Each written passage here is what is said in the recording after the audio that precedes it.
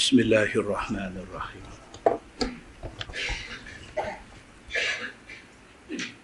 Assalamualaikum warahmatullahi wabarakatuh. Alhamdulillah. Wa bihi nasta'in. Asyhadu an la ilaha illallah wahdahu la syarika lah. وأشهد أن محمدًا عبده ورسوله ونصلي ونسلم على هذا النبي الكريم سيد المرسلين وعلى آله وصحبه أجمعين أما بعد أيها المؤمنون اتقوا الله أوصيكم وإياي بتقوى الله فقد فاز المتقون. Muslimin dan muslimat, mudah-mudahan dirahmati Allah Subhanahu wa taala. Di dalam sebuah hadis an Abi Hurairah radhiyallahu anhu أن فقراء المهاجرين أتوا رسول الله صلى الله عليه وسلم فقالوا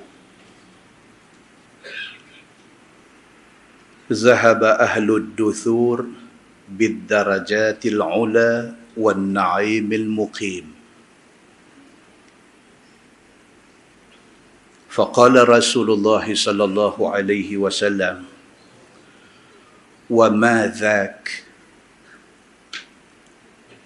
قالوا يصلون كما نصلي ويصومون كما نصوم ويتصدقون ولا نتصدق ويعتقون ولا نعتق فقال رسول الله صلى الله عليه وسلم أفلا أعلمكم شيئا تدركون به من سبقكم وتسبقون به من بعدكم ولا يكون أحد أفضل منكم إلا من صنع مثل ما صنعتم قالوا بلى يا رسول الله قال رسول الله صلى الله عليه وسلم تسبحون وتكبرون وتحمدون دبر كل صلاة 33 مرة قال أبو صالح فرجع فقراء المهاجرين إلى رسول الله صلى الله عليه وسلم فقالوا سمع إخواننا أهل الأموال بما فعلنا ففعلوا مثله فقال رسول الله صلى الله عليه وسلم ذلك فضل الله يؤتيه من يشاء أو كما قال. Hadis sahih riwayat Imam Muslim. Daripada Abi Hurairah radhiyallahu anhu, kata dia, pada satu hari ada sekumpulan orang-orang miskin daripada kalangan muhajirin mai jumpa Nabi sallallahu alaihi wasallam. Tuan-tuan, orang muhajirin maksudnya orang berhijrah daripada Mekah ke Madinah. Dan kebanyakan mereka ni susah. Sama ada susah kerana mereka memang susah. Daripada di Mekah dah susah, daripada hijrah mai ke Madinah, susah. Ataupun masa di Mekah mereka kaya. Tapi kerana mereka memilih untuk hijrah ikut Nabi, mereka tinggal kekayaan mereka. Jadi kebanyakan orang muhajirin, orang Mekah yang hijrah ke Madinah ni kebanyakannya susah. Kecuali mereka yang berhijrah dari Mekah ke Madinah. Di Madinah mereka berusaha, mereka menyaga, dan dengan izin Allah Subhanahu wa taala menyaga mereka membuahkan hasil. Mereka jadi kaya kemudiannya. Hadis ni cerita dekat kita tentang sekumpulan orang-orang muhajirin yang miskin-miskin. Satu hari mereka jumpa Nabi SAW. Mereka mengadu kepada Nabi SAW. Mereka kata, Zahaba ahlud duthur bid darajatil ula wan na'imil muqim. Dia berkata, ya Rasulullah, macam mana dengan kami ni? Kalau nak banding kami orang susah ni dengan orang kaya beruntung banyak. Pasal apa orang kaya ni beruntung? Pasal habis semua pahala mereka sapu. Habis semua pahala mereka borong kat mereka. Faqala Rasulullah sallallahu alaihi wasallam, wa ma dhak. Bila Nabi SAW dengar rungutan daripada orang miskin muhajirin ini, Nabi tanya mereka. Nabi kata, wa ma dhak. Maksudnya awak pasal apa? Nabi kata. Pasal apa? Bunyi macam kecewa. Dia mai jumpa Nabi SAW, dia kata, habislah. Pahala ni orang kaya sapu habis. Kami ni tak ada apa. Nabi kata, awaknya pasal apa? Qalu, kata orang miskin muhajirin ini, yusalluna kama nusalli. Orang kaya ni, mereka semayang macam kami semayang. Wa yasumun kama nasum. Mereka puasa macam kami puasa. Kami semayang fardu, mereka semayang fardu. Kami semayang sunat, mereka semayang sunat. Kami puasa fardu, mereka puasa fardu. Kami puasa sunat, mereka puasa sunat. Wa yatasaddaquna wa la natasaddaq. Tapi bila mai bab harta, mereka bersedekah, kami tak mampu. Mai hak halakan ibadat ni, hak kami buat, mereka buat. Tapi mai halakan harta, mereka boleh bagi sedekah, kami tak boleh. Pasal kami miskin. Wa yu'tiquna wa la nu'tiq. Mereka ada duit, mereka boleh merdekakan hamba. Mereka beli hamba, mereka merdekakan. Mereka beli hamba, mereka merdekakan. Mereka buat pahala. Wa la nu'tiq. Tapi kami tak payah. Kami nak beli hamba seorang pun tak ada duit. Macam mana kami nak memerdekakan hamba? Faqala Rasulullah sallallahu alaihi wasallam. Nabi sallallahu alaihi wasallam bila dengar rungutan depa ni, betul apa hak depa kata. Nabi pun kata. Nabi kata, afala u'allimukum syai'a. Nabi kata, mau tak aku nak cerita dekat hampa sesuatu? Nabi kata, mau tak aku nak habaq dekat hampa satu benda? Tudriku nabihi man sabaqakum wa tasbiqu nabihi man ba'dakum. Yang benda hak aku nak habaq ni, kalau sekiranya hampa buat, hampa boleh ting depa ni. Hampa boleh ligan depa ni. Hampa boleh sama dengan depa ni. Walaupun hampa tak ada harta, walaupun hampa tak ada duit, walaupun hampa tak boleh nak bersedekah, walaupun hampa tak boleh nak beli hamba dan merdekakan hamba, tapi aku nanti cerita dekat hampa satu benda, yang benda ni tak payah duit. Tapi bila hampa buat, pahala macam orang ada duit bersedekah. Wala yakunu ahadun afdala minkum illa man sana'a mithla ma sana'tum.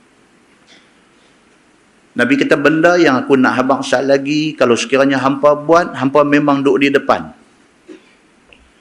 Tak ada siapa boleh potong hampa, melainkan orang tu buat macam hampa buat. Benda ni tak gaduh modal duit. Benda ni tak gaduh modal ada harta. Benda ni tak gaduh modal kita orang senang, kita orang kaya. Siapa pun boleh buat benda ni.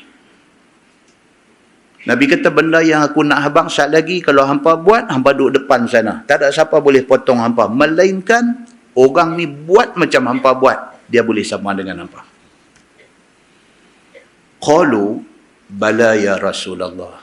Sahabat Muhajirin yang miskin-miskin ini kata, apa dia ya Rasulullah? Tentu kami nak tahu apakah benda itu. Qala Rasulullah sallallahu alaihi wasallam, tusabbihun wa tukabbirun wa tahmadun dubura kulli salah 33 marrah. Nabi kata tiap-tiap kali habis selesai sembahyang fardu, jangan lupa 33 kali tasbih, 33 kali tahmid, 33 kali takbir. Kalut macam mana pun habis sembahyang fardu, subhanallah, subhanallah, subhanallah, subhanallah, 33 kali. Alhamdulillah, alhamdulillah, alhamdulillah, alhamdulillah, 33 kali.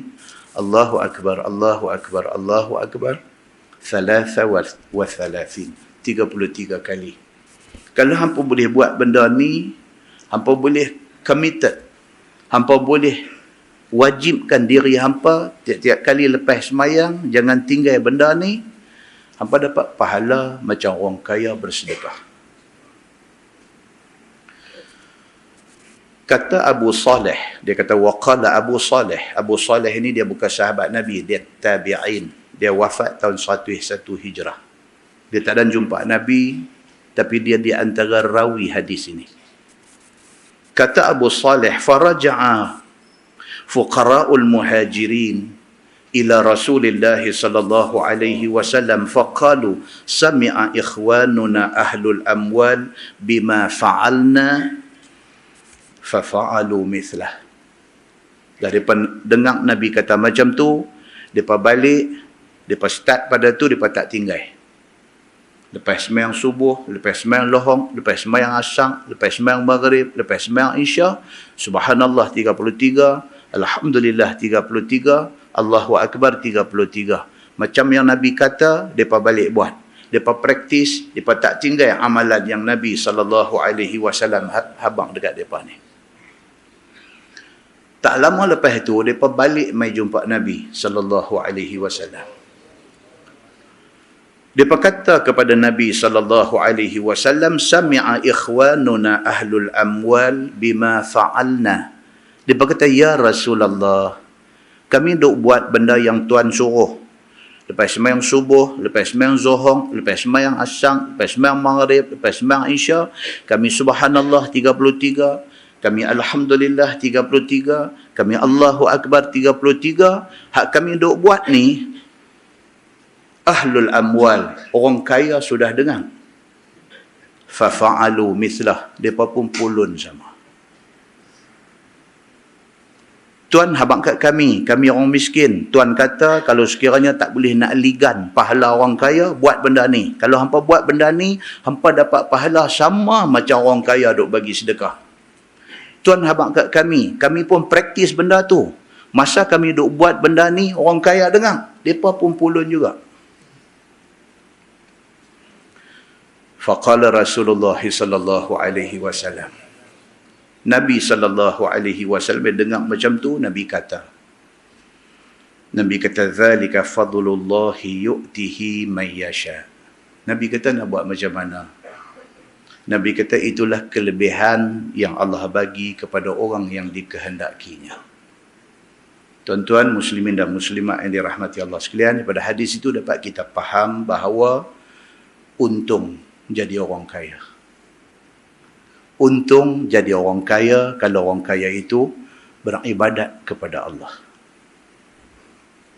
Kok mana pun Nabi kata zalika fadlullahu yu'tihi man yasha. Itu kelebihan Allah bagi dekat orang kaya. Kalau sekiranya orang kaya itu, satu dia kaya, satu dia buat sunnah Nabi. Dia lebih pada orang lain. Kelebihan itu Allah bagi. Muslimin dan muslimat yang dirahmati Allah sekalian, maksud dia apa? Apa yang orang miskin buat, orang kaya boleh buat. Bahkan kadang-kadang orang kaya, tuan-tuan, lebih kuat beramal daripada kita korang kaya ni. Anda percaya tak di Kuala Lumpur sana, no? Orang-orang Melayu Islam kita yang milioner, yang tak tinggal puasa Isnin Khamis ada ramai. Tuan-tuan tahu tak di Kuala Lumpur sana, no? Orang Melayu, orang Islam kita yang milioner, mereka puasa 3 hari dalam sebulan tak tinggal. Tuan-tuan tahu tak kata kita yang tak apa nak kaya, yang duduk kat kampung ni tak buat benda-benda ni. Mereka ada duit banyak. Mereka boleh tahan nafsu makan, mereka puasa. Kita duit tak apa ada. Makan macam orang gila. Muslimin dan muslimat yang dirahmati Allah sekalian. Maka bertambah beruntunglah orang kaya apabila kekayaan itu membuka ruang mereka untuk buat lebih lagi pahala. Dan sangat beruntung mereka apabila mereka buat benda yang sepatutnya dibuat oleh orang miskin. Orang miskin tak buat, mereka buat. Apatah lagi yang kita kata orang kaya, orang Melayu, orang Islam kaya di Kuala Lumpur ni, mereka sangat kuat sponsor, sangat kuat infak, sangat kuat derma untuk nak mencari pahala dan redha Allah Subhanahu wa taala. Walaupun begitu, di sana ada hadis peringatan daripada Nabi sallallahu alaihi wasallam pada orang kaya. Dalam sebuah hadis riwayat daripada Abi Hurairah radhiyallahu anhu. Kata dia, "Ata Rasulullah sallallahu alaihi wasallam rajul. Faqala ya Rasulullah, ayyu sadaqati a'zam?" فقال رسول الله صلى الله عليه وسلم أن تصدق وأنت صحيح شحيح تخشى الفقر وتأمل الغنى ولا تمهل حتى إذا بلغت الحلقوم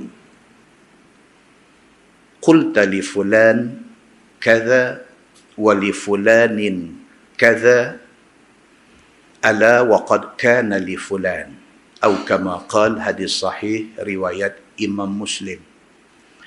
Daripada Abi Hurairah radhiyallahu anhu, kata dia, pada satu hari satu laki-laki mai jumpa Nabi sallallahu alaihi wasallam. Kata laki-laki itu, ya Rasulullah, ayyu sadaqati a'zam? Mai satu orang jumpa Nabi sallallahu alaihi wasallam, dia tanya Nabi, dia kata, ya Rasulullah, sedekah yang macam mana yang paling besar pahala? Bukan setakat sedekah, tapi nak sedekah yang boleh mendapat pulangan pahala besar. Dia, orang ni macam-macam. Ada orang dia buat benda sunat, tapi ada orang dia nak buat benda sunat pada masa yang tepat. Ada yang beza. Ada orang dia buat benda sunat, dia suka buat benda sunat. Tapi ada orang, dia suka buat benda sunat, tapi pada masa yang tepat. Contoh, sembahyang sunat duha ni bila?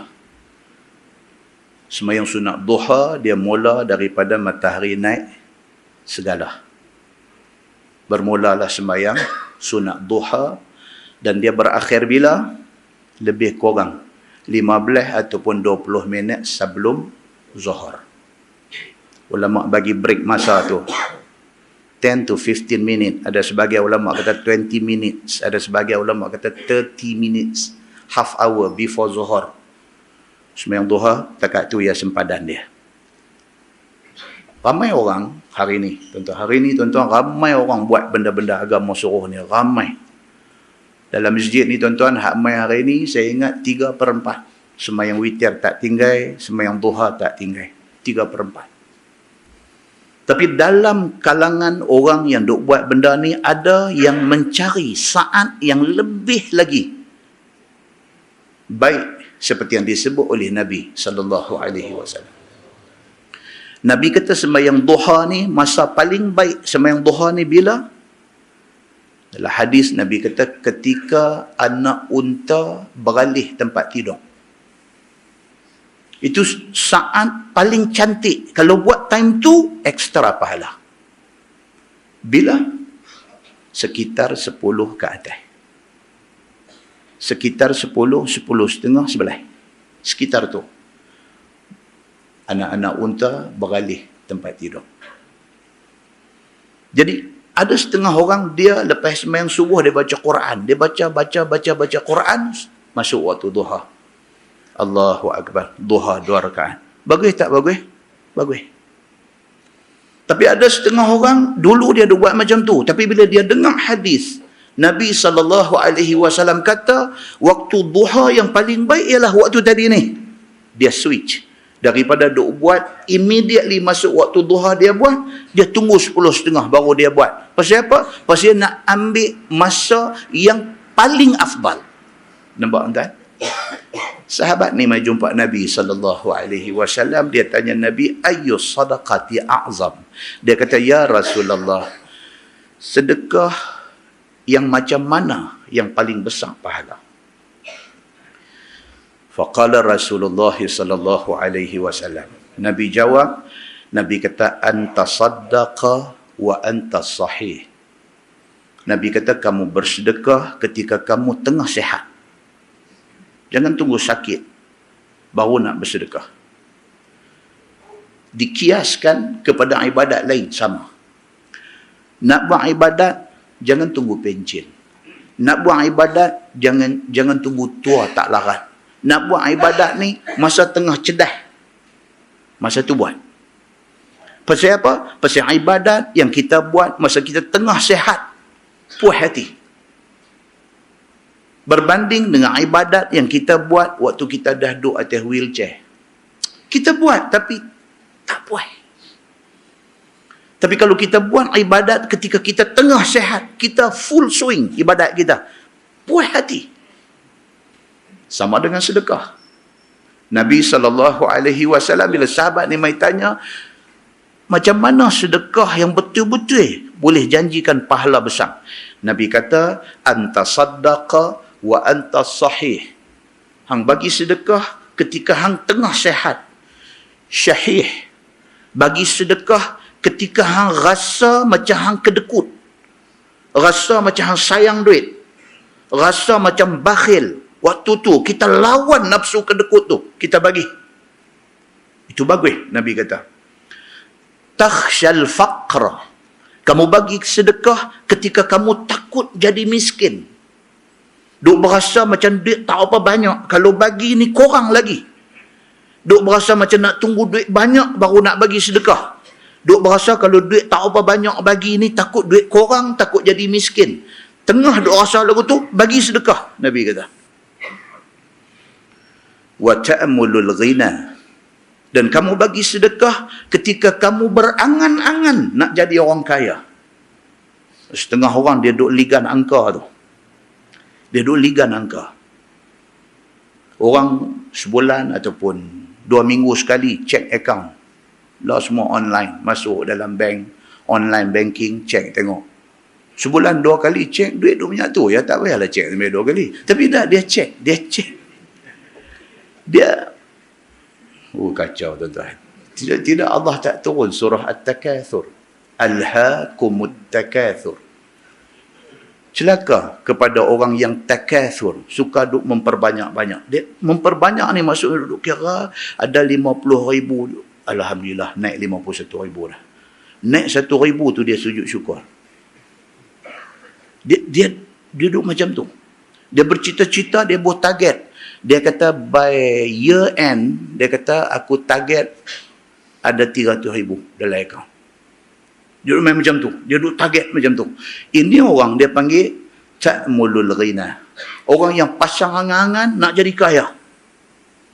Dia kira duit hari-hari, duit tu banyak tu juga. Bukan kira hari ni, kira esok tambah. Banyak tu aja. Pasal apa? Dia nak tambah 28 hari bulan. Bagi orang yang makan gaji. 28 hari bulan baru dia nak tambah. Dah, tak dan 28 pun dia kira lagi. Banyak tu juga. Tapi dia kira lagi. Dalam keadaan dia duk kira every every single cent and dollar. Dia duk kira duit ni, setiap 5 ringgit sekupang ni dia duk kira, dia sanggup koyak borang klaim dia kerana miss sekupang. Dia dah isi dah borang klaim, kira balik, kurang sekupang. Koyak, dia sanggup isi lain kerana sekupang. Dalam keadaan dia orang yang macam tu, orang main minta sumbangan. Bismillah, ambil bagi. Dia tak fikir, aku bagi ni, target aku lambat lagi nak sampai. Dia tak fikir. Pasal apa? Pasal dia target keredaan Allah Subhanahu wa ta'ala. Nabi kata kalau dia boleh jadi orang yang macam tu, dia mendapat pahala besar ketika bersedekah. Sedekah tu pahala. Tapi kalau dalam situasi yang macam ni, ekstra pahala Tuhan bagi dekat dia. Wala tumhil hatta idza balagat al-hulqum. Nabi kata apapun, whatever it is, jangan tangguh sampai nyawa, sampai di halqum. Nabi kata, bottom line, apapun paling kurang, jangan sampai duk hap nak mati, duk gamit anak suruh mai. Abang kata, adik ni ambil bagi dekat siapa lah. Jangan, Nabi kata. Pasal waktu tu, tak tahu kita dan tak dan nak bagi. Qulta li fulan kaza wa li fulan kaza. Nabi kata waktu tu, waktu nyawa dah sampai di halqum, waktu tu baru nak panggil anak, nak panggil bini, baru nak abang ni, hang bagi ni kat kau ni, hang bagi ni dekat kau ni, hang bagi ni dekat kawan ni. Sedangkan Nabi kata, ala wa qad kana li fulan. Ketahuilah, Nabi kata sebenarnya duit yang hang nak bagi tu memang hak orang tu. Maksud dia apa? Duit zakat mungkin. Dia tak keluar zakat. Zakat ni bukan duit kita. Zakat ni duit orang yang patut terima. Dia ada dalam akaun kita. Tetapi di sisi Allah, berapa persen itu hak orang, bukan hak kita. Jangan sampai nyawa di halqum, masa tu baru nak buat semua. Muslimin dan muslimat yang dirahmati Allah sekalian, walaupun orang kaya itu beruntung, tapi perhatikan pesan-pesan Nabi sallallahu alaihi wasallam supaya dia tidak jadi orang kaya yang rugi. Walaupun begitu, di sana ada satu hadis Nabi sallallahu alaihi wasallam. Nabi lebih prefer, Nabi lebih suka kalau dia jadi orang miskin. Dalam sebuah hadis riwayat daripada Anas bin Malik radhiyallahu anhu.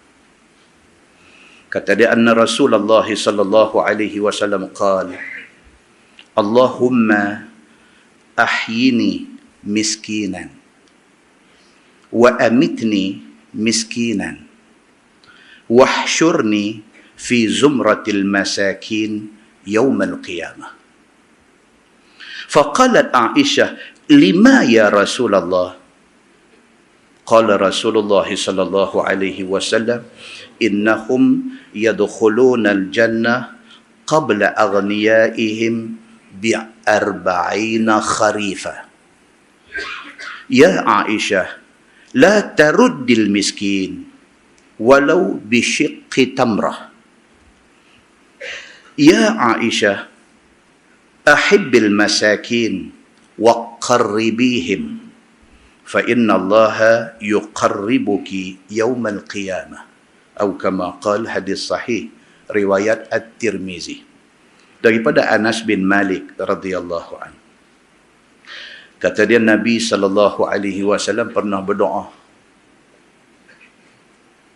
Anas khadam Nabi. All the while dia doa ada dengan Nabi. Nabi sebut apa, Nabi cakap apa, semua telinga dia tangkap. Maka dia muncul sebagai salah seorang sahabat yang meriwayatkan cukup banyak hadis daripada Nabi sallallahu alaihi wasallam. Di antaranya Anas kata, aku pernah dengar Nabi sallallahu alaihi wasallam berdoa. Nabi kata, Allahumma ahyini miskinan. Nabi duk seorang-seorang dia doa. Ni bila dia kata Allahumma ahyini, maksudnya Nabi doa buat seorang dia. Nabi kata, ya Allah, ya Tuhanku, hidupkanlah aku dalam keadaan miskin. Wa amitni miskinan. Ya Allah, matikanlah aku esok dalam keadaan miskin. wahsyurni fi zumratil masakin yaumal qiyamah. Nabi kata, ya Allah, bangkitkan aku esok dan himpunkan aku esok bersama dengan kumpulan orang miskin. Faqalat Aisyah. Anas kata, bila Nabi doa macam tu, Aisyah, bila Nabi habis doa, Aisyah kata dekat Nabi, lima ya Rasulullah. Aisyah kata, ya Rasulullah, awak duk minta macam tu. Isteri. Dia kata, ya Rasulullah, awak duk minta macam tu. Awak minta nak hidup miskin. Awak minta nak mati miskin. Awak minta esok bangkit di mahsyar nak duduk dalam kalangan orang miskin. Awak minta macam tu. Aisyah tanya. Qala Rasulullah sallallahu alaihi wasallam, innahum yadkhuluna al-jannah qabla aghniyaihim bi 40 kharifah. Nabi kata, orang miskin akan masuk syurga awal daripada orang kaya 40 tahun. Sebelum orang kaya masuk, orang miskin masuk dulu. Mereka dulu masuk dalam syurga. Ya Aisyah, Nabi kata, wahai Aisyah, aku pesan kepada kamu, la taruddil miskin. Nabi kata, aku tak ada esok ni, jangan sekali-kali hang tolak permintaan orang miskin. Nabi pesan, wahai Aisyah, aku tak ada esok ni, kalau ada orang miskin mai minta apa-apa, jangan tolak permintaan mereka. Walau bisyiqqi tamrah. Walaupun hang tak ada apa, di tangan hang tak ada apa, ada kurma sebiji. Hang koyak kurma sebelah bagi kat dia. Sebelah pun hang bagi. Nabi kata. Ya Aisyah. Nabi kata, wahai Aisyah, ahibbil masakin wa qarribihim. Nabi kata, kasihilah orang miskin dan dekatilah mereka. Kasihi, tengok orang miskin ni mau ada dalam hati kita ni jatuh rasa kesian. Bila tengok orang miskin, bila mau duk jatuh dalam hati kita ni rasa kesian, rasa nak tolong. Walau kita tidak mampu banyak, tak mana boleh. Nabi SAW pesan dekat Aisyah macam tu. Nabi kata, wahai Aisyah, kasihilah mereka ni, dekatilah mereka. Fa inna allaha yuqarribuki yaumal qiyamah. Kalau hang dekati orang miskin, Allah dekati kamu di hari akhirat esok. Nabi kata, aku tak mau janji macam-macam, aku nak abang satu. Kalau atas dunia ni hang ada hati, kesian dekat orang susah, ada hati. Tengok orang susah, tak boleh nak bagi 100, tak boleh nak bagi 50, tak boleh nak bagi 10 ringgit. Seluk 5 ringgit bagi. Kalau hang ada macam tu punya kesian, macam tu punya rasa ihsan kepada orang susah masa di atas dunia, Allah Subhanahu wa taala akan dekat dengan hang di hari akhirat esok.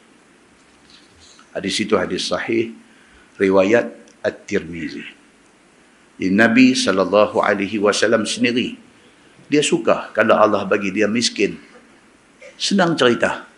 Beres. Hisab dia di hari akhirat tidak banyak. Dalam sebuah hadis riwayat daripada Abi Hurairah radhiyallahu anhu, kata dia, qala Rasulullah sallallahu alaihi wasallam, yadkhulul fuqara'ul jannah qabla al-aghniya bi 500 'am. Yani nisfi yawm. Atau kama qal, hadis sahih riwayat At-Tirmizi. Daripada Abu Hurairah radhiyallahu anhu, dia kata Nabi sallallahu alaihi wasallam bersabda. Nabi kata orang fuqara, orang fakir, miskin akan masuk syurga qabla al-aghniya, sebelum orang kaya masuk, bi 500 'am. Depa masuk dulu daripada orang kaya 500 tahun. Hadis tadi kata 40 kharifan, 40 tahun. Hadis ni kata apa? 500 tahun. Yani nisfi yaum. Sekerat hari. Hari akhirat esok, satu hari akhirat sama dengan berapa? 1000 tahun di dunia. Siapa kata? Quran kata. Tuan-tuan, kita duk baca surah Sajdah. Tu imam duk baca surah Sajdah pagi Jumaat. Dia disebut fi yaumin kana miqdaruhu alfa sanatin mimma ta'uddun. Pernah dengar ayat tu? Oh, sangat-sangat pernah. Allah nak cerita ni yang kata hari akhirat esok, satu hari dia tu berapa lama? Dia kata fi yaumin kana miqdaruhu alfa sanah. Satu hari di akhirat itu kadar masanya, rasa satu hari di sana. Tapi rasa sehari itu macam alfa sanah, macam 1000 tahun. Berasa lambat. Pasal apa? Pasal susahnya hidup di hari akhirat ni. Kita rasa lambat. Macam orang masuk jail. Oh, lambat tuan-tuan. Nak habis hari ni apa punya lambat ni? Pasal apa? Pasal duduk dalam jail. Kita duduk di rumah kita bagus dengan aircon 24 jam. Tak rasa lambat. Tutup maghrib. Pergi masuk tengok dalam jail, nak jadi lagu mana? Nak boleh ke tengah hari pun punya lambat. Nak boleh ke malam lagi lambat. Itu bukan bandingan dengan dahsyatnya hari kiamat. Hari kiamat esok sari di hari kiamat esok, sari di alam akhirat esok, dia kata apa? Miqdaruhu, kadar hari itu alfa sanah. 1000 tahun. Nak habis hari itu macam 1000 tahun. Mimma ta'uddun. Tuhan kata 1000 tahun itu apa? Berdasarkan kiraan biasa kamu. Berdasarkan kiraan biasa kita. Biasanya macam, patut ni dah malam dah, awak tak malam lagi. Biasanya dah malam dah. Hari akhirat esok, dia nak habis hari itu. Perkiraan satu hari dia tu macam 1000 tahun. Maka orang miskin masuk syurga dulu daripada orang kaya pada kadar setengah hari. Sekerat hari. Sekerat hari itu bersamaan dengan 500 am. Bersamaan dengan 500 tahun. Muslimin dan muslimat yang dirahmati Allah sekalian. Walaupun orang miskin ini dijanjikan keistimewaan oleh Allah Subhanahu wa taala, daripada dapat masuk syurga awal daripada orang kaya. Tapi di sana ada peringatan daripada Allah Subhanahu wa taala pada orang miskin. Hadis daripada Abdullah radhiyallahu anhu qala Rasulullah sallallahu alaihi wasallam, man sa'ala wa lahu ma yughni ja'at yawmal qiyamah khumushun aw khudushun aw kuduhun fi wajhihi. Faqala ya Rasulullah wa mal ghina? Qala Rasulullah sallallahu alaihi wasallam 50 dirhaman aw qimatuha min az-zahabi atau kama qala, hadis sahih riwayat Abu Daud. Daripada Abdullah bin Mas'ud radhiyallahu anhu. Kata dia, Nabi sallallahu alaihi wasallam bersabda. Nabi kata, man sa'ala walahu ma yughni. Jaga baik. Ini warning kepada orang miskin. Tadi baca hadis untung dia apa? Untung dia apa? Dia masuk syurga dulu orang kaya. Dulu pada orang kaya. Ini warning pada orang susah. Nabi kata, man sa'ala walahu ma yughni. Bang siapa yang masa hidup di atas dunia ni, dia suka meminta-minta. Man sa'ala, siapa yang suka minta. Walahu ma yughni, sedangkan baginya, padanya ada kecukupan. Dia ada duit, bukan tak ada duit, tapi perangai suka meminta. Dia ada duit, dia bukan orang kaya, tapi setakat nak hidup ada duit, tapi suka meminta. Ja'at yaumal qiyamah khumush. Nabi kata hari akhirat esok Dia akan mai di depan khalayak ramai di hari akhirat esok dalam keadaan muka dia ni khumush. Khumush ni maksud muka scratch. Penuh dengan scratches. Apa? Calak-calak. Khudush. Khudush lebih kurang tadi juga. Tapi khudush dalam bahasa Arab ni maksudnya kesan kena cakap. Kesan kena cakap.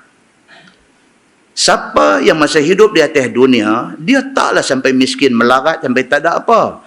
Dia ada benda cukup untuk dia nak hidup sehari semalam dengan anak bini cukup. Tapi suka duk meminta-minta dekat orang. Orang macam ni, di hari akhirat esok, di depan khalayak, di depan orang ramai semua, dia akan mai dalam keadaan muka dia bercalang-calang, muka dia dalam keadaan macam kena cakang, au kuduhun fi wajhih. Ataupun muka dia ni nampak kuduh, nampak macam penat yang membosankan. Kuduh ni macam orang exhausted. Orang yang exhausted ni, orang putih ni, dia tu kata kemas orang putih ni tuan-tuan. Dia kalau kata tired, penat. Tapi bila dia kata exhausted, dia teruk pada penat lagi. Kan? Jadi kuduh ni exhausted. Dia bangkit di hari akhirat esok dalam keadaan muka dia ni nampak penat, nampak membosankan muka dia ni. Di samping muka dia penuh calang-calang, muka dia macam dicakang-cakang. Dia bangkit macam tu. Gambaran kepada apa? Orang ini tidak ada maruah, tidak ada harga diri kerana dia meminta-minta. Faqala, kata Abdullah bin Mas'ud bila dia dengar Nabi kata macam ni. Dia kata, ya Rasulullah, wa mal ghina. So, Nabi kata, orang yang ni, yang dia meminta-minta sedangkan dia ni yughni. Dia ni ada duit, bukan tak ada, tapi suka nak meminta. Abdullah bin Mas'ud tanya, yang kata ada duit tu macam mana? Nak kira berapa tu? Nak kira ada duit yang tak boleh minta ke orang ni? Berapa? Qala Rasulullah sallallahu alaihi wasallam, 50 dirhaman. Kalau dia ada 50 dirham, dia sudah dikira ada duit. Tidak sepatutnya dia meminta-minta dekat orang. Kalau dia ada 50 dirhaman, 50 dirham, sudah dikira dia ada duit untuk hidup sekeluarga dan tidak boleh dia meminta-minta pada orang. Persoalannya, 50 dirham ini berapa nilai? Itu nak kena tahu. 50 dirham ini berapa nilai berdasarkan pada zaman Nabi sallallahu alaihi wasallam. Di sana ada beberapa sources, beberapa sumber daripada Sayyidina Umar bin Al-Khattab radhiyallahu anhu. Sayyidina Umar kata pada zaman Nabi, satu dinar, kalau ada satu dinar, dinar ni duit apa tuan-tuan? Duit mah. Kalau ada satu dinar, dia boleh beli sekong kambing. Kambing sekong apa dia? Tanya dulu, kambing golek ke kambing hidup? Kalau kambing golek, dia ranjau kita sampai 1,200 sekong. Kalau kambing golek tapi import, dia ranjau kita 900. Tapi kalau kambing hidup, berapa sekong? Lebih kurang, kita katalah 700. RM700 kah? RM650 kah? Satu dinar lebih kurang kita kata RM650. Satu dirham zaman Nabi berapa? Daripada sumber Sayyidina Umar, dia kata apa? Satu dirham zaman Nabi boleh beli seekor ayam. Seekor ayam. Seekor ayam berapa dik lah ni? Tanya dulu, seh kecil ke seh besar? Dia menyaga ni, dia lagu tu pula kan. Dia tulis udang harga sekian, ketam harga sekian. Harga tu dia buat dalam bracket mengikut saiz. Dia kata. Ayam ni, kalau saiz kecil apa dia? Katalah RM12. Katalah RM12. Kalau saiz okey sikit, katalah RM15. Kita katalah satu dirham RM15. Nabi kata, satu orang tu kalau dia ada 50 dirhaman, ada 50 dirham. 50 dirham maksudnya apa? Satu dirham RM15. Kali 50, jadi apa? RM750. Maknanya kalau dalam poket dia ataupun dalam simpanan dia di bank ada lebih kurang RM750, dia tak boleh meminta-minta dekat orang. Kerana banyak tu dia dah boleh hidup tanpa perlu menjatuhkan air muka pergi minta dekat orang. Muslimin dan muslimat yang dirahmati Allah sekalian, tapi yang kata Islam ini agama ekonomi. Di hujung hadis Nabi kata apa? Au qimatuha minaz zahab. Nabi kata ataupun nilai tadi ni, dinar ke dirham ke apakah semua, nilai dia berdasarkan kepada nilai semasa emas. Nampak tuan-tuan? Pasal apa? Pasal tak tentu. Tak tentu. Dulu kita keluar universiti, gaji starting RM1,060. Budak-budak lah keluar universiti, gaji starting pun dah RM2,000 lebih. Campur-campur yang nu, cola lah, coca lah, apa-apa. RM3,000. Baru keluar universiti RM3,000. Kita kata, oi hampa, ayah lu RM1,060. Nak naik jenuh menapak. RM60 setahun, RM60 setahun. Zaman tu. Tapi, tanya balik, zaman tu Proton Saga RM17,000. Zaman tu, Proton Saga baru, bawa keluar Proton Saga baru. Color hijau muda-muda tu, baru RM17,000. Siapa pergi rembat Proton Saga tu, RM17,000, second hand, dia boleh jual RM23,000. Kan? Bagi hak hidup zaman tu dengar, oh betul. Tapi zaman lah, harga sudah jadi lain. Nabi SAW very up to date. Dia tak sebut angka tu dia kunci dah. Dia balik mai apa? Au qimatuha minaz zahab, ataupun berdasarkan harga semasa emas pada ketika itu. Nampak tuan-tuan? Itu sebab dia kata apa? Islam ini agama yang sangat relevan. Agama yang sangat relevan. Kesimpulan dia apa dia? Dalam sebuah hadis riwayat Abu Hurairah radhiyallahu an, dia kata qala Rasulullah sallallahu alaihi wasallam, laisa al-ghina an kathratil arad, walakin al-ghina ghina an-nafsi. Atau kama qala, hadis sahih riwayat Imam Muslim. Nabi sallallahu alaihi wasallam bersabda, Nabi kata apapun sebenarnya kaya itu bukanlah kaya harta. Nabi kata. Last sekali yang ni, Nabi kata. Kaya ni sebenarnya bukan kaya duit ringgit, bukan kaya harta, bukan kaya tanah bendang. Bukan, Nabi kata. Walakinnal ghina ghinan nafsi. Tapi yang dikatakan kaya itu ialah orang yang kaya jiwa. Jiwa dia kaya. Jiwa kaya ni macam mana?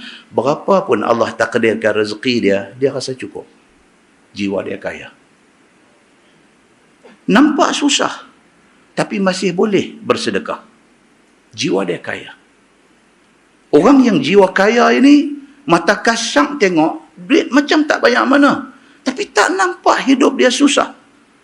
Bahkan dia masih boleh buat ibadat menggunakan duit. Nabi kata itulah kaya yang sebenarnya. Mudah-mudahan mukaddimah itu memberi manfaat kepada kita, insya-Allah. Kita menggunakan tafsir Nurul Ihsan jilid 2. Tafsir Nurul Ihsan jilid 2 muka surat 310. Muka surat 310, kita masih lagi dalam tafsir Suratul Nahli. Bawah sekali, tuan-tuan tengok 3 baris daripada bawah sekali. A'udzubillahi minasyaitanirrajim. Wallahu faddala ba'dakum ala ba'din fir rizqi. Ini ayat yang kita nak baca ni berkenaan dengan muqaddimah tadi. Berkaitan dengan muqaddimah tadi. Wallahu faddala ba'dakum ala ba'din fir rizqi. Tuhan kata, dan Allah Subhanahu wa taala itu Tuhan yang melebihkan setengah kamu atas setengah yang lain. Yakni dari segi rezeki.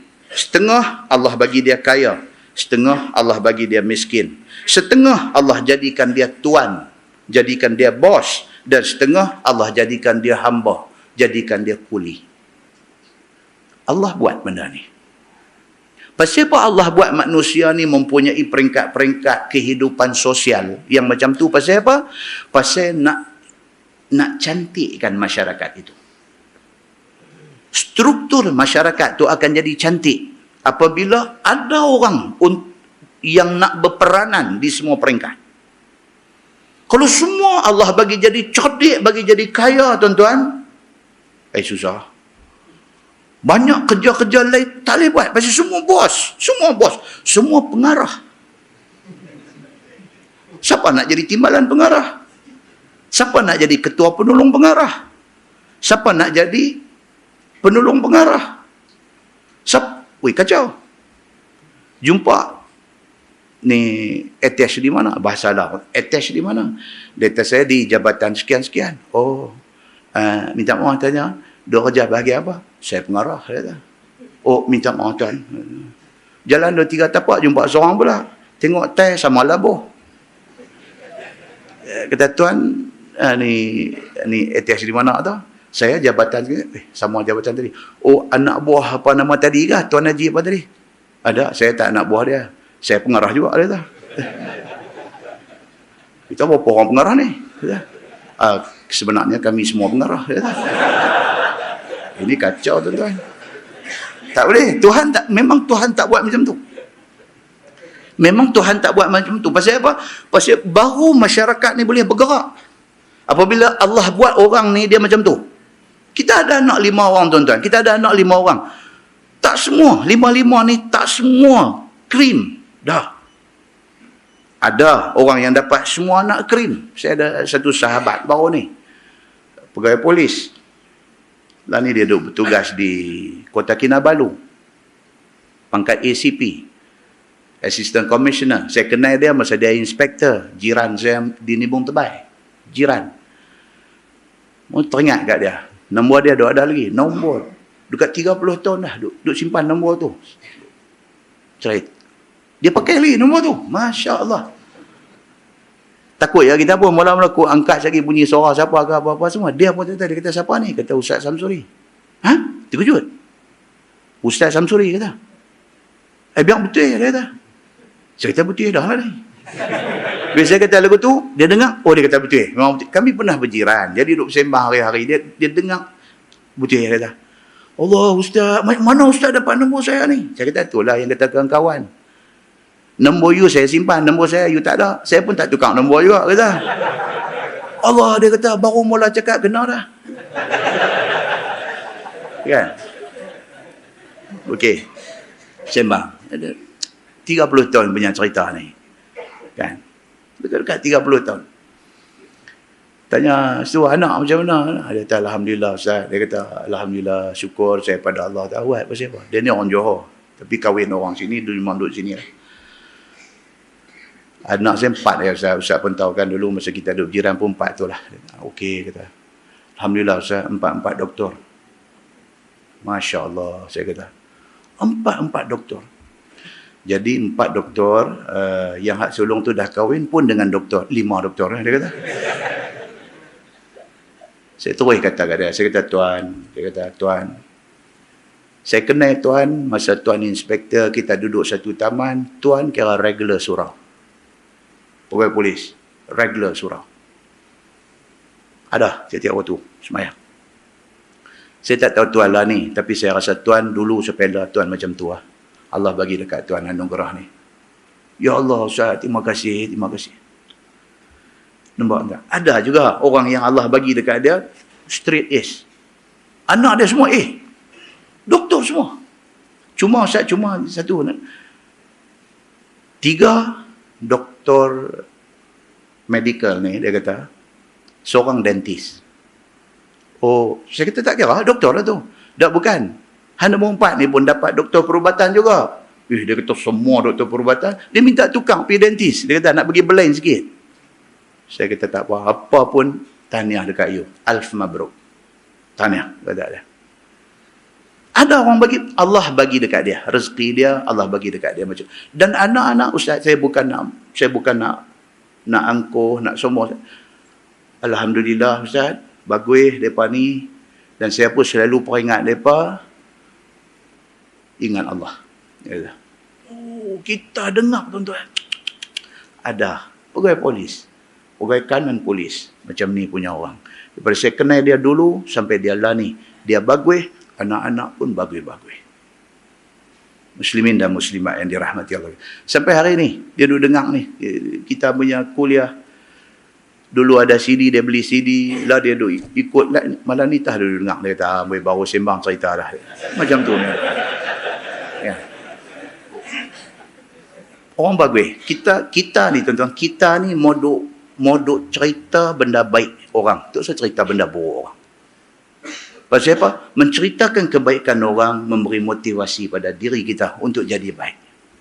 Kena buat macam tu. Train diri kita. Cerita kebaikan. Muslimin dan muslimat yang dirahmati Allah sekalian. Hebat dia, Allah bagi macam tu. Tapi Allah tidak bagi kepada semua orang. Ada orang, Allah bagi berbagai-bagai. Anak 5 orang. Doktor pakar ada. Doktor yang duk cucuk diri sendiri pun ada. Tuhan bagi. Macam-macam orang, macam-macam habuan Tuhan bagi.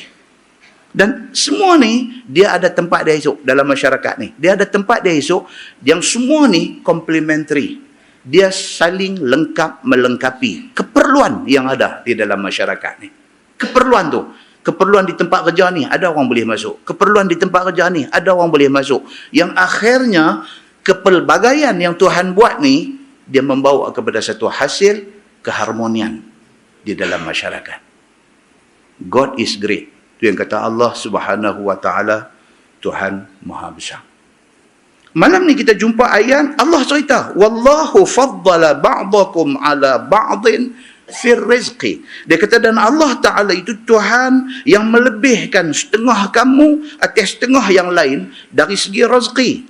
Setengah Tuhan bagi kaya, setengah Tuhan bagi miskin, setengah Tuhan bagi jadi tuan, bagi jadi bos, setengah Tuhan bagi jadi kuli, bagi jadi hamba. Semua ni Allah letak. Maka itu sebab kita tidak boleh hina orang. Kerana kita kena tahu, dia ni duduk di situ kerana Allah letak dia di situ.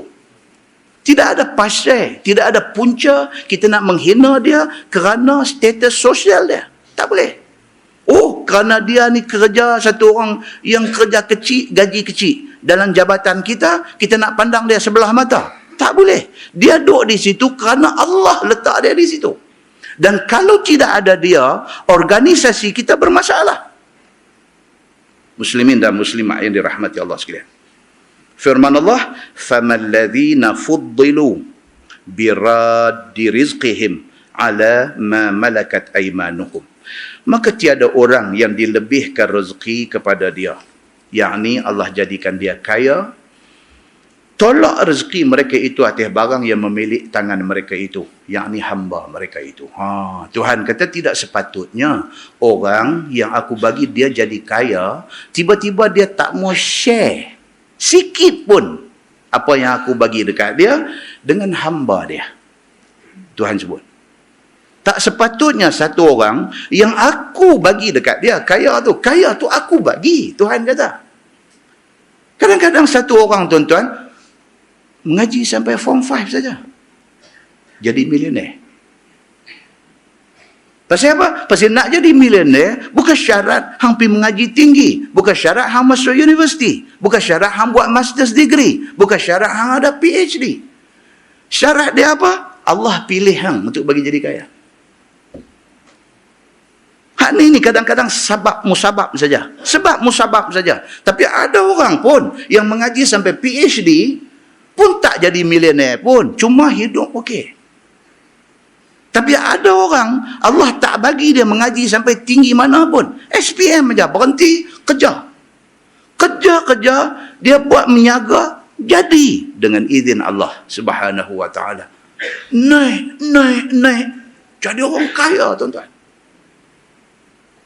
Dan kalau kita nak bawa contoh dalam Malaysia ni, ramai orang yang tidak ada qualification, tidak ada pelajaran tinggi. Dia berbekalkan kepada kerajinan, tulang ringan dan rezeki daripada Allah Subhanahu wa taala. Jadi, maka Tuhan sebut di sini, dia kata tidak sepatutnya orang yang aku pilih dia, aku bagi dia jadi orang kaya, tiba-tiba kekayaan yang aku bagi dekat dia, dia tak mau share dengan orang bawah yang kerja dengan dia. Tak mau share.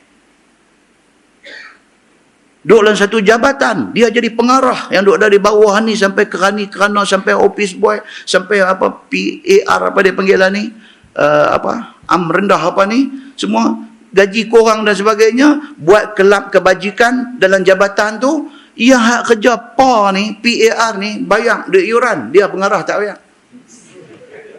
Ini tidak kena mengena dengan yang hidup ataupun yang mati. Kan? Oh, sedih tuan-tuan.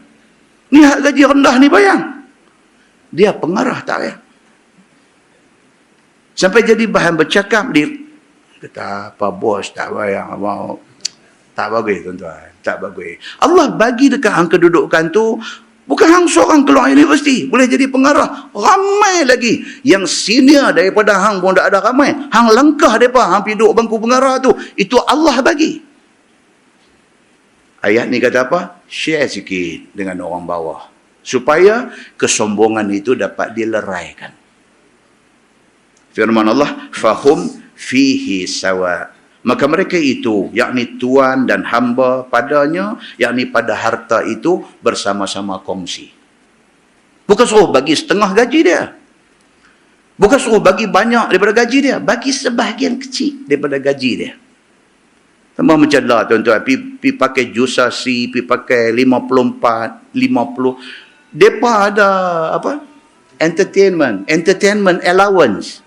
Ada allowance kerajaan. Tu tak berapa banyak tu duit tu. Nama pun entertainment allowance. Suruh guna duit tu untuk entertain.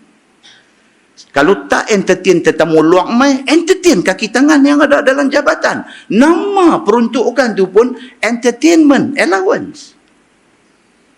Oh, dia kata masuk dalam payslip dia taruh. Yuran pun tak payah. Kata sebut bertiga 4 kali ni, ada marah kat siapa? Dah, saya tak marah kat siapa. Saya tak kerja di mana-mana jabatan pun dah. Kan? Janganlah. Macam tu jangan. Tak mau, tak bagus. Dia kata, yang ni hamba tiada boleh buat syarik ataupun kongsi harta pengulunya. Perbuat harta dia. Maka betapa orang kafir nak ambil asnam yang milik Allah. Asnam yang milik Allah itu perbuat syarik baginya. Tu dia nak bawa ke situ ayat ni. Dia kata duit kita manusia ni, kebanyakan manusia duit dia duit orang pun dia kata duit dia. Kebanyakan manusia duit dia. Maksudnya apa? Duit dia tak mau share dengan orang. Tapi kenapa kalau dia sebagai manusia biasa dia tak mau share tu dia panggil syarik ataupun syirik, associate, kongsi. Kalau duit dia tak mau share dengan orang, bagaimana dia nak share Allah dengan satu berhala? Tuhan nak bawa pergi ke situ. Hang kalau duit hang pun, hang kata ini hak hang, tak mau share dengan siapa, bagaimana mungkin Allah, Tuhan Rabbul Alamin, hang nak syirikkan dia dengan satu benda lain? Kita tidak boleh share Tuhan. Tuhan Allah. Tidak ada dua, tidak ada tiga. Tidak ada kuasa lain. Bukan sahaja piduk jadi Tuhan, nak pergi sama dengan Tuhan pun tak boleh. Kerana Allah itu ahad. Dia esa di situ. Kalau kita tak mau share duit kita dengan orang, bagaimana kita nak share Tuhan? Allah kita nak letak orang lain. Share sama-sama jadi Tuhan. Tak boleh. Dia kata. Firman Allah, afa bi ni'matillahi yajhadun. Maka adakah dengan nikmat Allah itu engkar mereka itu jadi kafir? Tuhan bagi dekat hangpa ni nikmat ni, Allah Subhanahu wa taala Tuhan yang tahu. Ni Tuhan bagi kat kita ni. Nikmat rezeki. Jadi orang ada duit, nikmat rezeki. Nikmat makan. Alhamdulillah malam ni umur dah 50 berapa dah. Tak pernah kita lalui satu hari. Ni dalam umur 50 lebih ni, tak pernah kita lalui satu hari dalam hidup kita tak ada benda nak makan. Tak pernah. Tak pernah. Sebahagian daripada kita, mak ayah ni tak pernah kerja makan gaji, duk kerja kampung, duk kerja apa. Kita daripada kecil tak pernah lagi kita ni satu hari berlalu tidur dengan air mata belenang, tak ada benda makan. Tak pernah. Satu kawan saya lah jadi orang kaya, jadi milioner. Tapi dia cerita, dia kata, Ustaz, dia kata saya Mak masak nasi, dia kata, mak tanak nasi dalam periuk tin tu, dapur kayu, kan? Pok kayu hak duk muih dengan corong tu. Bila nasi masak duk tunggu ni, dia kata duk tunggu. Dia kecil sekali, atas ni ada abang, ada kak-kak. Lepas 5 beradik. Ayah mati awal dah mati dah, tinggal depa dengan mak-mak yang duk kerja ni ambil upah giling rempah zaman tu. Ambil upah pergi rumah orang, duk kutip kain baju orang basuh. Mak dia dulu. Mak tanak nasi satu periuk tin tu, dia kata pakai dapur kayu. Bila nasi dah masak, ambil ikan gelama masin, gui dalam periuk tu, gui dalam periuk tu, bagi rasa masin, bagi ada rasa lain daripada nasi. Lepas tu pinggan tin, dia kata seorang satu, 5 beradik ni boh, seorang 2 jemput makan. Dia kata, Ustaz, dia kata, saya lalui Ustaz, susah. Lalui Ustaz, dia kata. Bukan melihat kesusahan, bukan dengar cerita orang susah. Saya melalui benda tu, dia kata. Saya pun mengaji tak tinggi, dia kata, bukan pasal apa, dia kata, mengaji tak tinggi, pasal mak tak ada duit nak pergi mengaji. Saya 3 kali 5 tak ada habis. Buat kerja. Pergi duk kerja market, apa, ikan, pergi angkut, tung, jual, hantar sana sini. Kemudian dia usaha kerja dengan orang, dia usaha, dia sendiri pergi cari perai, dia ambil, dia jual ikan, dia jadi toke. Sampai satu tahap, buat satu cold storage, cold room kecil, simpan, boleh supply kat orang sekali ambil, boleh tahan seminggu hantar kat orang. Milioner ni. Tapi sampai hari ni tuan-tuan, saya makan dengan dia, dia makan dengan Zat. Nak tengok nasi tinggal sebiji dalam pinggan, tak ada. Saja kita duk perhati tengok. Milioner lah ni. Nasi sebiji boleh tak tinggal, licin. Kalau makan ayam ni, tulang ni dia pepak ni sampai lumat, sampai jadi sejemput. Dia pepak habis. Tengok, ya, bukan sekali, bukan 2 kali, berapa kali dah tengok dia memang macam tu. Kalau kata kita ni kawan baik dah, duk makan sekali, makan tak habis, dia jadi rimai. Dia duk tengok ni makan tak habis, last, tak mau kali dah. Dia ambil apa habis, bekas orang, dia ambil apa habis. Dia tak boleh tengok rezeki tu buang. Pasal apa? Pasal dia ditrain. Susah dan menghargai apa yang dia dapat. Benda-benda macam ni tuan-tuan, touching. Kita bila tengok, touching. Padahal dia kaya dah. Dia dah milioner dah lah ni. Kalau dia nak makan lebih kurang lempak buang pun dia dah boleh. Tapi tak, tuan-tuan. Pasal apa? Disiplin itu ada dalam hati dia. Ada dalam diri dia. Beli handphone. Nak kata apa? Nokia bodoh ke apa? Marah Nokia, kata Nokia bodoh. Dah, dia beli phone murah je. Sayang. Dia beli. La ilaha illallah. Dalam bilik dia nak letak phone tu, phone murah tu, dia nak letak tu kain hak duk lap kereta tu tau. Kain hak gebu-gebu itu. Orang duk buat lap kereta tu, kain apa nak panggil.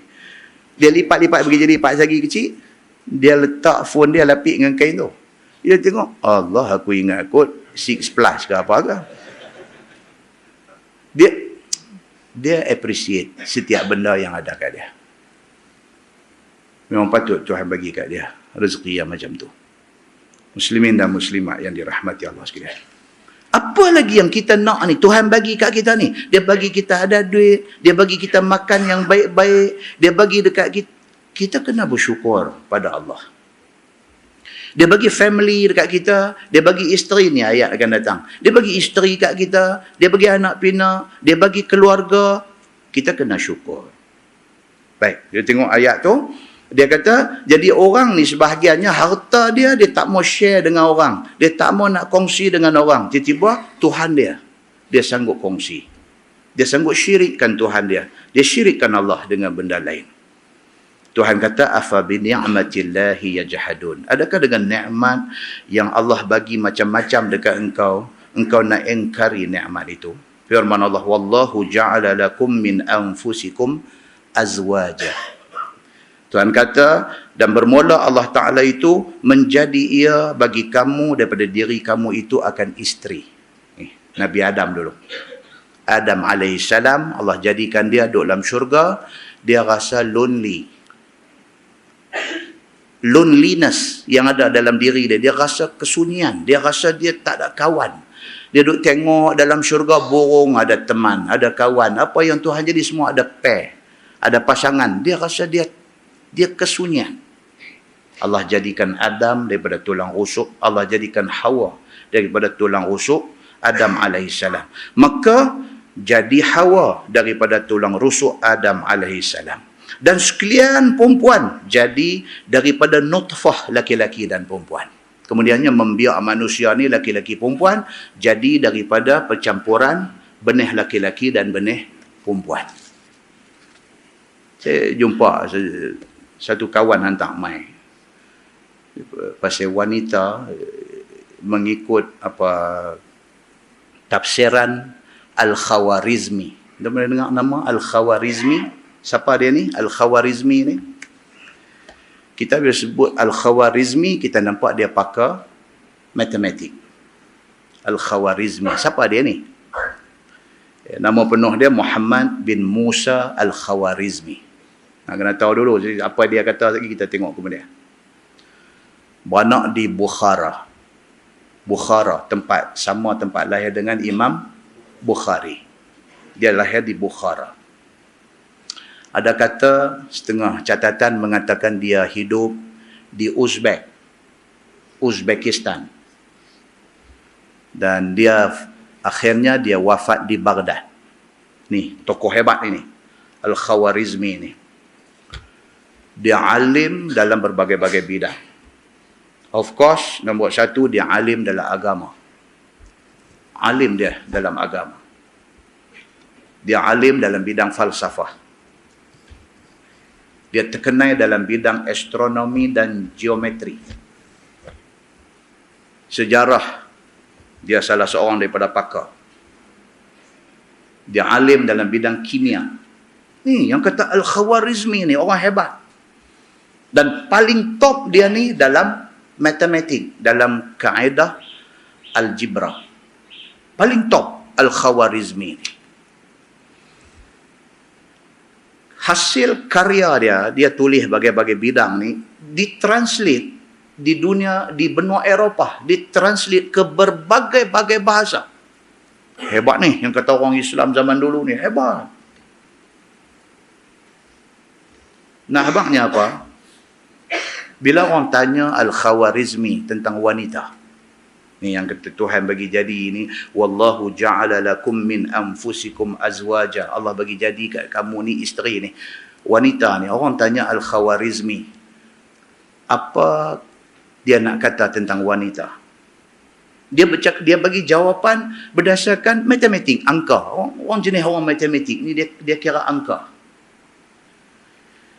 Dia kata wanita ni, dia kata kalau dia seorang yang salihah, kalau dia seorang yang beragama dan salihah, dia dapat satu poin.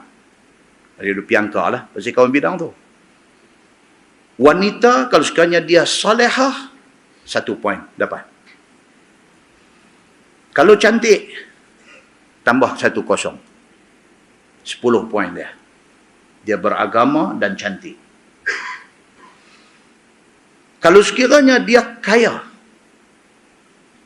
tambah lagi 1 kosong. Al-Khawarizmi kata, poin sudah jadi 100. Wanita yang salihah, cantik, kaya. Poin dia sudah jadi 100. Dan kalau dia berasal daripada family yang baik-baik, dia kata, tambah lagi 1 kosong. Poin dia sudah jadi 1000, dia kata. Tapi, dia kata, ingat balik. Dia bermula, poin dia ni naik daripada 1 kepada 10, kepada 100, kepada 1000 ni, dia bermula dengan 1. 1 tu apa dia? Salihah. Beragama dan salihah. Dia kata kalau tidak ada agama, tidak salihah, dia cantik, dia kaya, dia family bagus-bagus, yang tinggal dekat dia hanyalah kosong, dia kata. Dia orang Orang cerdik ni, dia bercakap dia macam tu. Dia tak kosong. Kan? Dia tak kosong. Dia bercakap tu. Kita ingat apa dia ni? Ni nak merepek apa ni? Kita ada ingat lagu tu. Pasal yang merepek tu kita. Jadi bila kita dengar orang ni, kita ingat orang nak merepek macam kita. Rupa-rupanya orang bijak pandai ni, dia tak merepek. Dia tak merepek. Dia bagi satu benda yang kita fikir-fikir balik, Masya Allah. Kena ulang lagi? Cukup lah. Panjang lagi ni. Kan? Itu Al-Khawarizmi. Dia kata tentang wanita macam tu. Firman Allah, وَجَعَلَ لَكُمْ مِنْ أَزْوَاجِكُمْ بَنِينَ وَحَفَدَةً. Dan Allah menjadikan kepada kamu daripada segala isteri kamu itu beberapa anak dan cucu. Daripada situ berkembanglah menjadi satu institusi keluarga. Dia kata, وَرَزَقَكُمْ مِنَ الطَّيِّبَاتِ. Bukan sahaja Allah bagi kamu isteri, bukan sahaja melalui isteri itu Allah bagi kepada kamu anak pinak keluarga. وَرَزَقَكُمْ مِنَ الطَّيِّبَاتِ. Allah rezekikan pula kepada kamu itu segala yang baik-baik. Kita membesar ni, kita jadi, kita lah ni makan benda baik-baik. Benda baik-baik ni apa tuan-tuan? Benda halal. Itu yang kata benda baik-baik. Bukan benda baik-baik tu maksudnya kita hari-hari makan chicken chop. Bukan maksud benda baik-baik tu kita hari-hari makan kambing grill. Dah. Benda baik-baik ni maksud apa? Benda halal. Tuhan bagi dekat kita ni benda halal punya banyak. Kita bangkit ni, keliling kita ni, benda halal ni punya banyak. Apa hal kita pergi cari yang tak halal? Allah bagi rezeki kepada kamu ni minat tayyibat, benda yang baik-baik. Yakni Allah rezekikan benda yang baik-baik, segala bagai buah kayu, biji-bijian, binatang ternakan, kebau, lembu, unta, kambing dan sebagainya. Tuhan bagi. Tuhan bagi. Hampa makan benda ni, benda baik, hampa proses dengan cara yang baik, hampa dapat benda yang baik-baik. Tuhan bagi. Afabil batili yu'minun wa bi ni'matillahi hum yakfurun. Tuhan kata, maka adakah engkau yang batil, yang ni asnam itu kamu nak beriman, dan dengan nikmat yang Allah bagi dekat kamu, kamu nak kufur. Tuhan kata, aku dah bagi dah semua benda baik-baik. Aku letak di depan hampa semua benda yang halal-halal. Apa pasal hampa tinggal benda baik, tinggal benda halal, hampa pergi cari benda dosa? Tuhan kata. Halal tu ada banyak. Yang pergi cari benda haram pasal apa? Allah bagi benda hak elok tu ada banyak. Pergi cari benda tak elok pasal apa? Tuhan tanya kita. Firman Allah, وَيَعْبُدُونَ مِنْ دُونِ اللَّهِ مَا لَا يَمْلِكُ لَهُمْ رِزْقًا مِنَ السَّمَاوَاتِ وَالْأَرْضِ شَيْئًا. Dan sembah mereka itu daripada yang lain daripada Allah, iaitu asnam. Asnam ni maksudnya berhala. Picari berhala, piduk sembah. Yakni barang yang tiada milik. Yakni tidak boleh bagi apa kepada mereka itu, sama ada rezeki dalam langit atau bumi dan sebagainya. Pergi cari benda nak sembah ni, pergi sembah batu, pergi sembah kayu, pergi sembah benda yang bukan Allah. Benda tu, diri dia pun dia tak boleh jaga. Macam mana kita nak harap dia jaga kita? Untuk baca cerita Nabi Allah Ibrahim alaihissalam. Allah takdirkan dekat dia bapa dia yang kata Azar. Azar ini bapa dia bukan saja tidak beriman, bahkan bapa dia kerja buat berhala. Nabi Ibrahim membesar dalam keadaan otak duk fikir, duk tengok, duk fikir, duk tengok, duk fikir. Dia kata, apa ke benda ni? Dia kata, yang pergi duk sembah ni.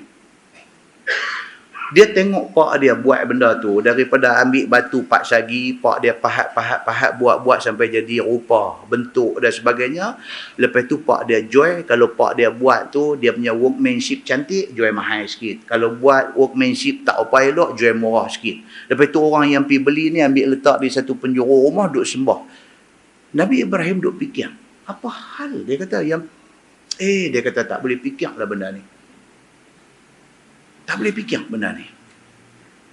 Dia ambil berhala tu, saja dia pergi buang dalam laut. Tengok dia boleh merangkak naik balik atas darat dah. Buang, hilang ayat 16 tu. Dia tak apa benda. Kita nak minta tolong dia waktu kita lemah dan lelut. Macam mana kalau dia sendiri pun tak boleh nak merangkak naik. Dia duduk fikir. Dia duduk fikir. Dalam proses dia mencari Tuhan.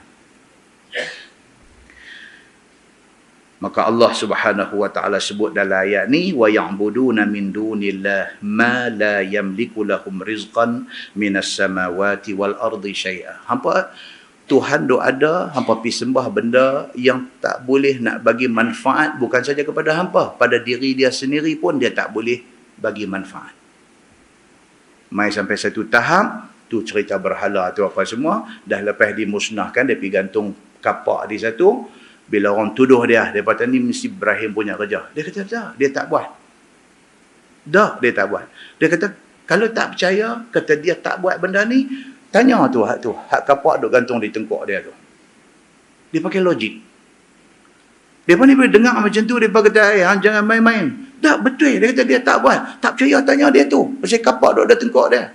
Dia pun kata, dia mana boleh bercakap? Apa nak marah? Kan? Dia kata, dah hampa tahu lagu tu. Marah langsung. Perangai itu, membela dah. Perangai itu tu, sembela ni dah. Dia berhujah, dia tak boleh nak berhujah dengan Quran, dengan hadis, dengan apa, tak boleh nak berhujah. Dia pelingkup lawan dia.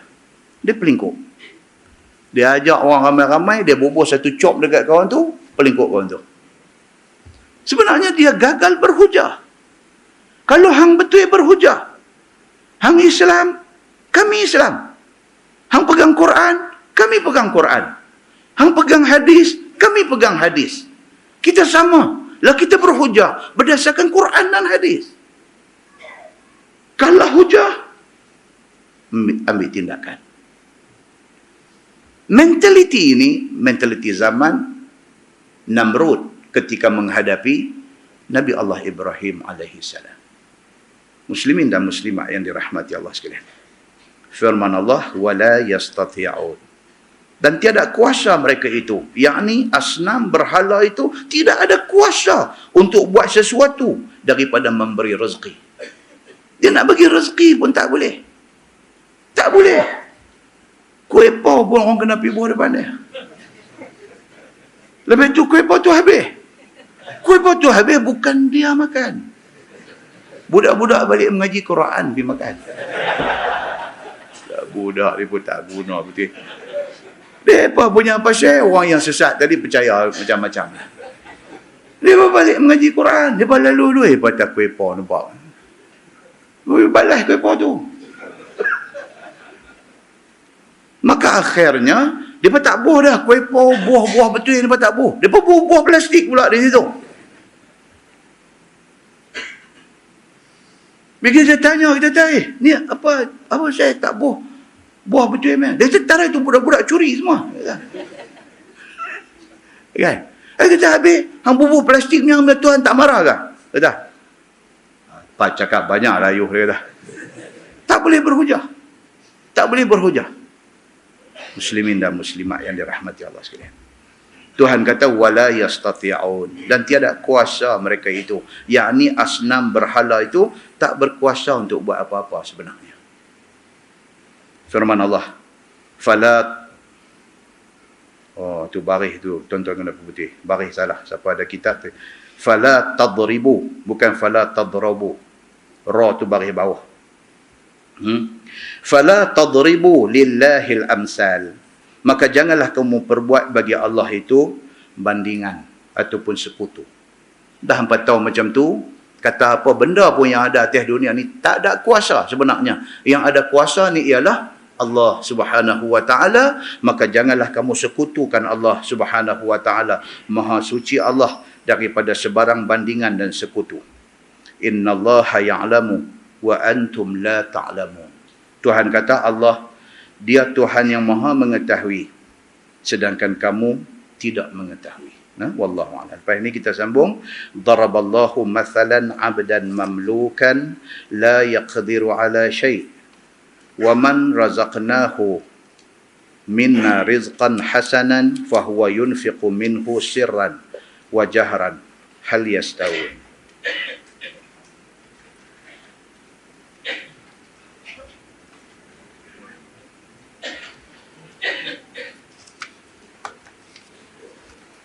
Lepas ni dia nanti mai cerita dekat kita tentang bandingan yang Allah buat tentang orang pekak dan orang tuli dibandingkan dengan orang yang sempurna sifat dia. Lepas tu ayat ni semakin panas dan semakin menarik. Dia mai cerita tentang how powerful Allah is. Allah ni dia punya powerful dia macam mana. Rahsia yang ada di langit dan di bumi ni. Kita tahu takat mata kita tengok nampak. Balik pada mata tengok nampak kita tak tahulah. Tapi Allah Tuhan Maha mengetahui. Dan timai pula dia ayat yang akan datang insya-Allah. Ayat yang akan datang dan timai pula cerita apa? Soal kiamat ni. Allah nak bagi tahu kat kita, kiamat ni bagi Allah macam kacang ya.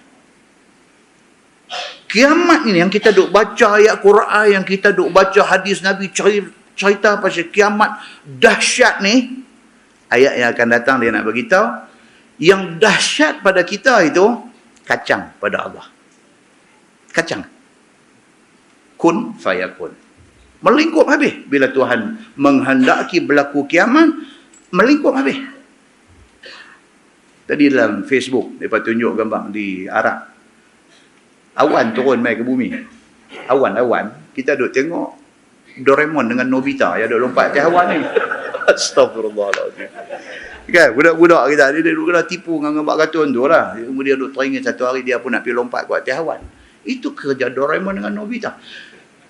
Berlaku di negeri Arab. Awan ni diturun mai. Tu hak kita duk tengok bergumpai-gumpai. Ada setengah orang saat dia duduk nampak ya awan ni pasal dia nampak kalimah Allah yang alif lam lam ha. Usah dia nampak. Betul tak betul wallahu alam. Kan? Awan tu dia turun nampak dia turun mai. Dia turun depa duk ambil gambar. Arab. Kan dalam video tu. Masya-Allah dia kata Allahu akbar. Subhanallah. Arab tuan-tuan.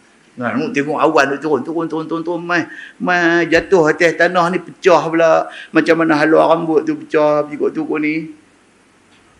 Subhanallah. Kan?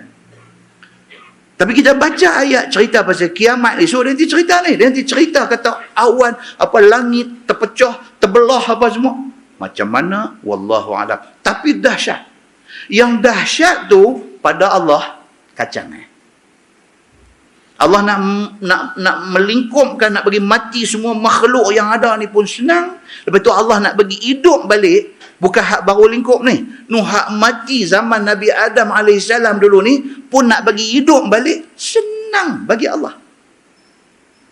Dia nak abang kata betapa besarnya, betapa powernya Allah Subhanahu Wa Taala. Benda yang besar bagi kita ni kacang bagi Allah.